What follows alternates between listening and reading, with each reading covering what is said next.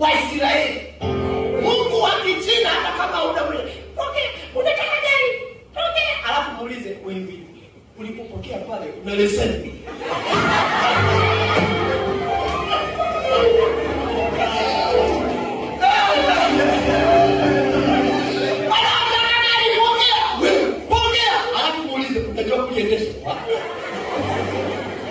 Sasa umelipokea nani?